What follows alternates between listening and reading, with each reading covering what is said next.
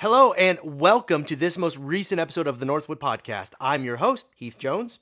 Usually, I use this moment to tell you a bit more about ourselves, but I don't want to repeat what you may already know. Just know that I'm the pastor of Northwood Christian Church. You can find more about us at our website if you want to, www.indyncc.org. That's INDYNCC.org. There you can find our contact information, and if you want to reach out, you can either write into our office or to me, your pastor, or you can call.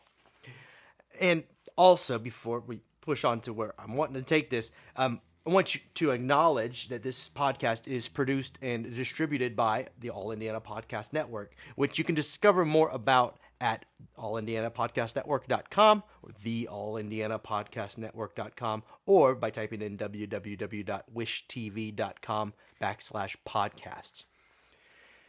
And in that vein, while we're talking podcasts and the people that distribute it and hopefully spreading the message, I would like to take a moment to encourage you to like, subscribe, or to follow this podcast on whatever platform that you use. If you're watching this on YouTube, hit subscribe. Or if you're listening to this on Spotify, hit follow. More subscriptions and followers means that the algorithms on the internet, the algorithms of these platforms will lead our podcast to more listeners. And even better, maybe you want to think about leaving a review.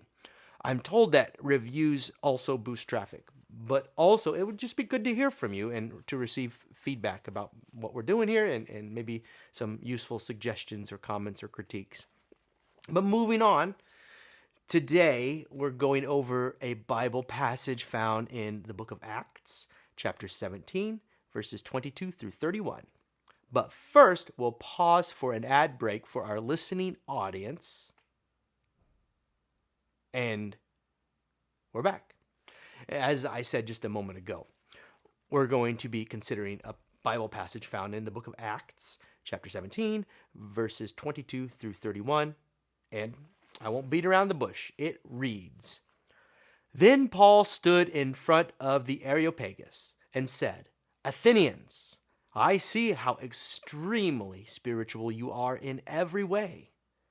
For as I went through the city and looked carefully at the objects of your worship, I found among them an altar with the inscription, "To an unknown God." What therefore you worship as unknown, this I proclaim to you.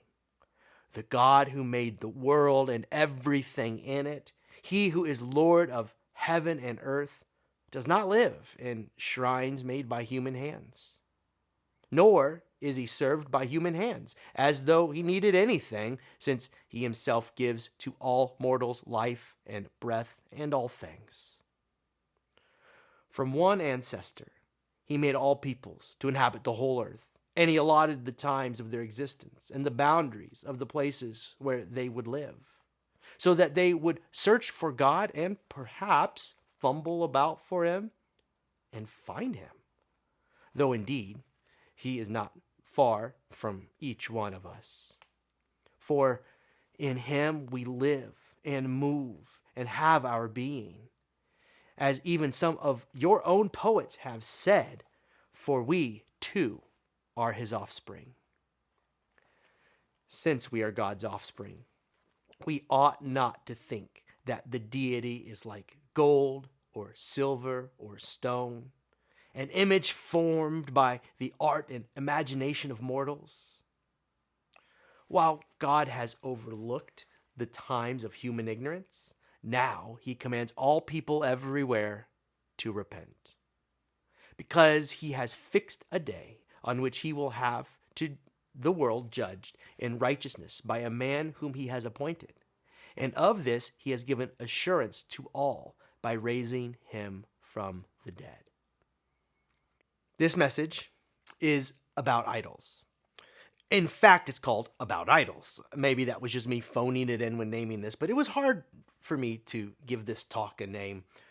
But before we really get going, I gotta say, I just love this story, the one we just read. I have as long as I can remember hearing it. I first read it or heard it read from the pulpit at my childhood church. Probably that's the first place I heard it. I can remember at least hearing it from the pulpit at my childhood church more than once. And I've reflected through the week as to why this story was so enjoyable to me as a child. And I think I've concluded that it's because of the very existence of the unknown God and the implications behind the idea.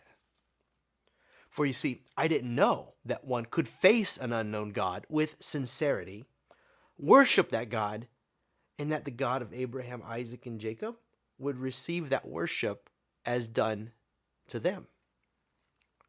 So no, that was not what I was taught. I was taught something very different. I was taught that there were all kinds of people out there with wrong ideas, and that what Paul was doing here in this story was beating them in some sort of rhetorical display of force. And this passage was spoken of as if Paul had shown up on the Romans' home turf to beat them at their own game.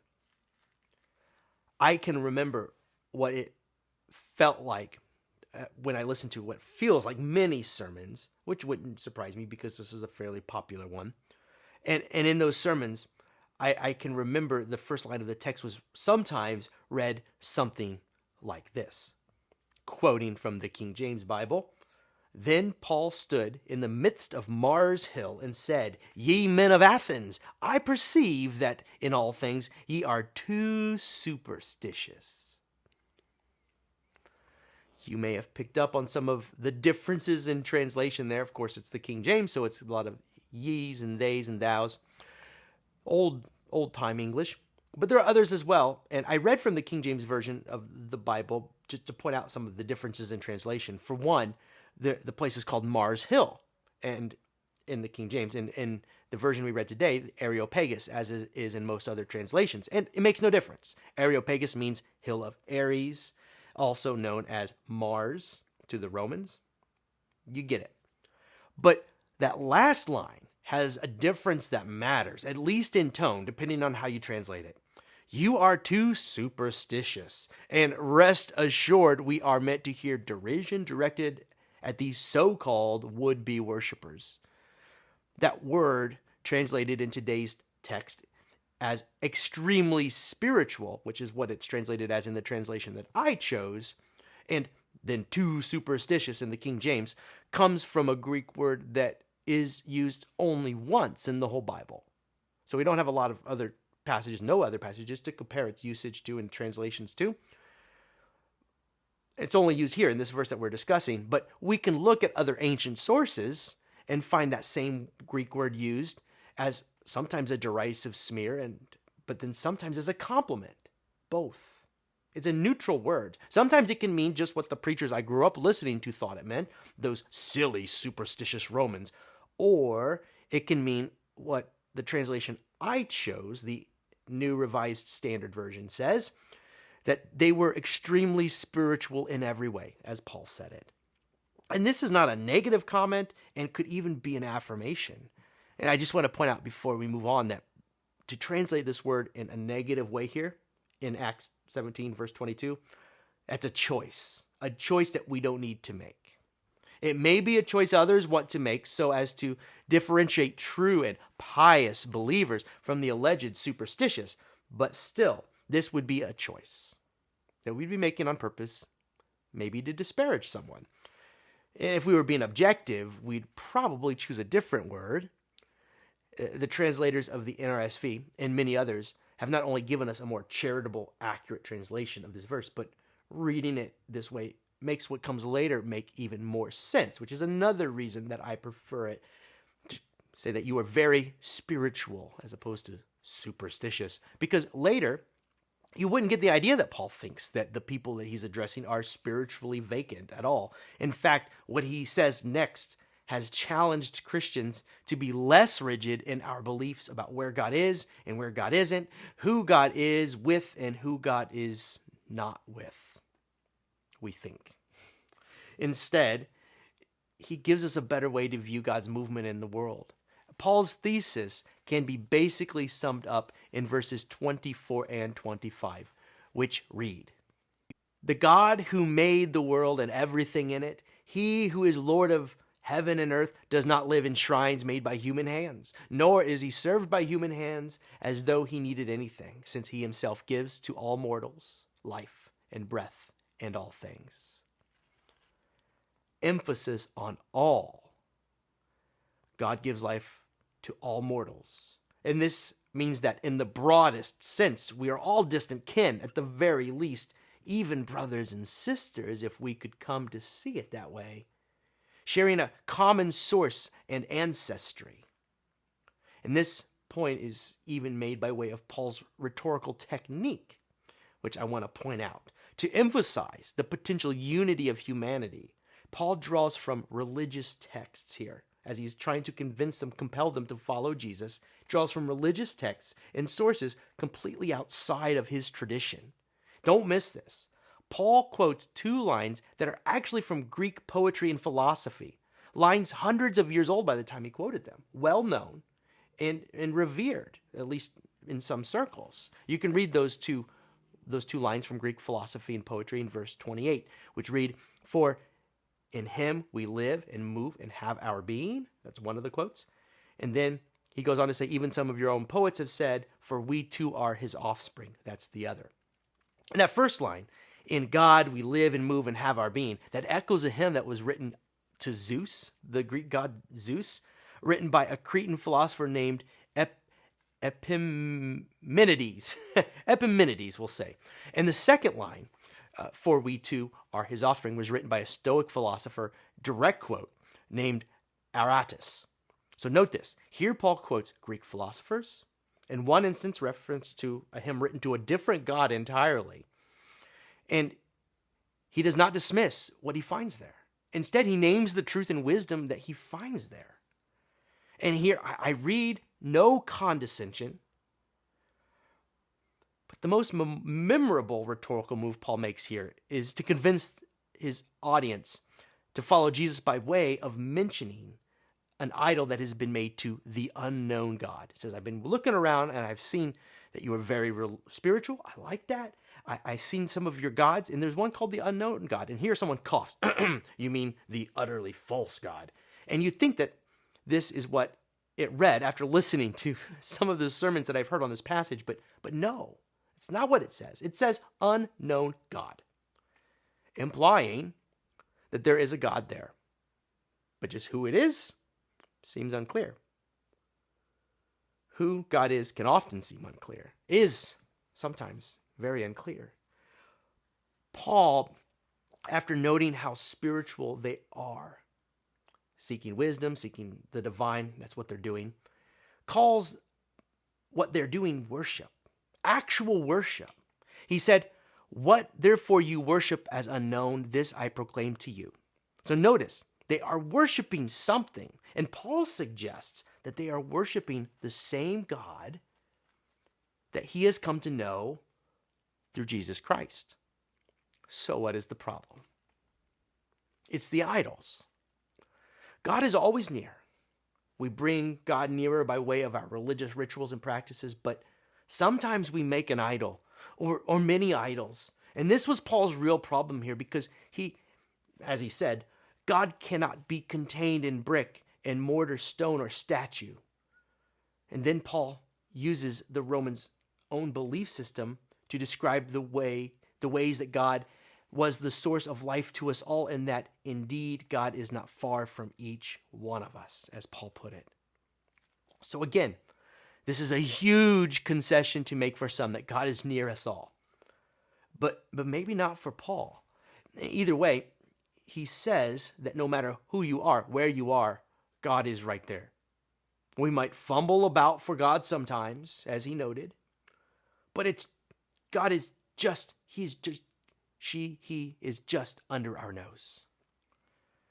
And again, the problem is the idols. We try to capture God, who is everywhere and for everyone, in a small box. And the Romans made many literal stone and wood idols. And they made them, and when they made them after what they thought of as their gods, plural, most valued attributes. So Ares, on whose hill this conversation was taking place, was the god of war. And there you can make a reasonable point. Sometimes We craft our idols after our own worst impulses. God of war. And we do this today. We may not be worshiping literal stone idols in North America in 2023, but we certainly do have idols. And how do you know what your idols are? The theologian Paul Tillich wrote a lot about this, about faith in God versus faith in idols. And of this, he wrote, quote, "Faith is a total and centered act of the personal self, the act of unconditional, infinite, and ultimate concern." What does that mean? So if you want to know what your faith is in, think about what you spend the most time thinking about, pining for, and striving towards. Think about the objects and symbols that represent these passions. Your most ultimate concern might be symbolized by the markers of your religion, its symbols and practices, or your ultimate concern might be symbolized by a nation's colors and flag, or your ultimate concern might find some other form of symbol. I've even seen someone get a $ tattooed on their body. More than once I've seen that. So there's a symbol of a possible ultimate concern. The problem is when the symbol becomes our God, or when our ultimate concern becomes something lower, even unholy, then we make an idol. I'd like to read another quote from Paul Tillich that I think describes what might happen when a nation state has become an idol. Quote, "If a national group makes the life and growth of the nation its ultimate concern, it demands that all other concerns, economic, well-being, health and life, family, aesthetic, and cognitive truth, justice, and humanity be sacrificed. Everything is centered in the only God, the nation, a God who certainly proves to be a demon, but who shows clearly the unconditional character of ultimate concern." So there's that. But there are many other idols. Other people, other passions. Money is a very compelling idol. I mentioned it already once, and it seems to be many people's ultimate concern, perhaps most people's. Even our religious icons, even the cross that we Christians revere, can become an idol if we forget that it is but a symbol for the transformative power beyond it. It is against these tendencies that Paul warned the Roman Empire of on that hill. And then he concluded, "Since we are God's offspring, we ought not to think that the deity is like gold or silver or stone, an image formed by the art and imagination of mortals. While God has overlooked the times of human ignorance, now he commands all people everywhere to repent." And then in the last line, he points to Jesus, who was for him what is written in Colossians 1:15, that he is the image of the invisible God. And as such, he showed us what it looks like to be a human, to be wholly absorbed, a human who is totally absorbed by God's priorities. So much so that the line between humanity and divinity in him blurred as to be no distinction. Jesus brought life and love with him and restored what was broken around him. So here is another image of the invisible God, not all of the image, but perhaps the image most relative for humanity as a human himself and divine. For after all, don't we need a fellow traveler to show us the way? Paul believed that Jesus was such a one. And here, after he has named the idolatry, he calls for the people to repent. And they were implored to turn away from the gods of stone to something more transcendent. In fact, to the transcendent one. The same call to repent and to turn to the ways of Jesus is just right here, still today. Remember, God is always near us all. In God we move and have our being. All we need is to identify and then reject the idols that distract us. Greed and idolatrous nationalism, I think, are the biggies. Seems like for many, our ultimate concern is our nation and the perseverance of its wealthy status at any and all costs. And one might give a slight nod to the cross of Jesus or sleep through a prayer, but don't you dare disrespect the flag, and you'd better stand up as the national hymn is sung. Jesus, in this paradigm, seems a bigger and better Captain America instead of the image of the invisible God. So we'll take our Jesus so long as he is wedded to Lady Liberty and personal friends with Uncle Sam. I name these things not to be overly political. But notice, I've not named a political affiliation, and I think that all sides of the political spectrum feed this idolatry that I now name idolatrous nationalism. But here, the writer of the book of Acts presents us with an alternative. We can repent, reject our idols, and remember again the God who made the world and everything in it. He who is Lord of heaven and earth and does not live in shrines made by human hands. And we can, when we can, remember this God. We remember that God's concern is for us, not just our own homelands, but for all the peoples and nations of the world. We remember that God not only cares about those in our household, but for our neighbors and for strangers as well. We remember that God's heart breaks just as easily for someone killed by a bomb overseas as it breaks for our own loved ones when they die. Same. When we can remember this God, we remember how God's Son Jesus showed care and compassion for all he met, rejecting the allures of fame and wealth, and even giving all of his entire self for what he believed was right. Could be that's what it takes before our idols fall. So give of yourself to the God of us all, the God who is over all, because thing is, all of these idols, they will eventually fade or turn to dust. So let's instead devote ourselves to who and to what really matters in the end, to the God who is over all, and to each other in the name of love.